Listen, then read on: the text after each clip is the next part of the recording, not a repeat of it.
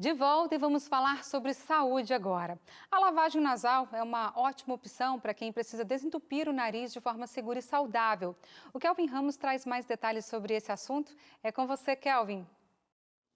Darcy, quem está aqui comigo hoje e vai me ajudar com essas dicas super importantes e necessárias sobre a lavagem nasal é a doutora Rose Marçal. Doutora Rose, boa noite. E olha, para quem está em casa e não sabe do que se trata, não sabe o que é lavagem nasal, explica pra gente, por favor.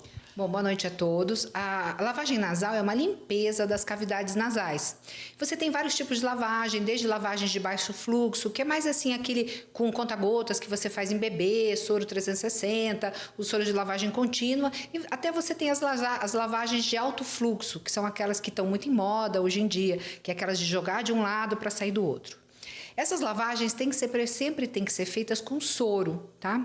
Porque se você só pegar uma água e não misturar com nada, você pode fazer um fator irritativo. Esses soros você pode fazer desde comprados prontos até você pode fazer em casa. Depois vocês vão ver embaixo uma possibilidade de um soro. Eles podem ser feitos com mais quantidade de sal ou menor, mas as de maior quantidade normalmente elas irritam, elas são mais quando tem bactérias envolvidas, tá? Eu vou explicar como você deve fazer, porque uma lavagem correta pode provocar danos, inclusive, à saúde. Explica pra gente então, por favor. Então, lavar o nariz é sempre uma coisa muito boa, porque ela vai proteger a tua saúde. Inclusive, então, não é só para quem tem sinusite e rinite, quem não tem também é aconselhável fazer todos os dias, então? Sim, porque já tem comprovações científicas de que ela reduz muito infecções bacterianas, virais, rinite, só com uma lavagem nasal uma vez ao dia. Que legal, então explica pra gente aí como é que faz. Então, gente, assim como vocês tomam banho, uma lavagem nasal, vou explicar para vocês como fazem. Vou explicar, no caso, uma lavagem de alto fluxo, que é o que está muito na moda, as pessoas falam no TikTok, coisa assim. Então, ó, você tem possibilidade de seringa, você tem possibilidade de garrafinhas, tá?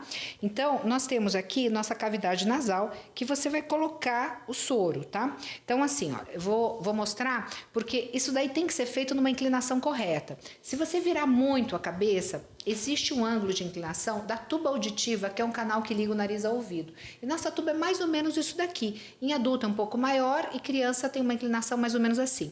Mas quando você coloca a cabeça, coloca ela para baixo na pia, evita virar muito a cabeça. Se você virar muito a cabeça quando você coloca, ela pode ir para a tuba auditiva. Então assim, uma inclinação, pouca inclinação, embaixo, coloca e evita apertar com tudo. Quando você aperta com tudo, você também pode ir numa força inadequada, acabando irritando a mucosa. Então joga moderadamente e com a boca aberta. E aí, se você puder, faça como se fosse falar o K. Quando você faz esse movimento do K, e você pode inclusive brincar com as crianças, falando assim, faz K, K, K, K. Quando você faz isso, você veda a musculatura de lá de trás e você fecha a musculatura do canal que liga o nariz ao ouvido. Então faz assim, vira, faz K.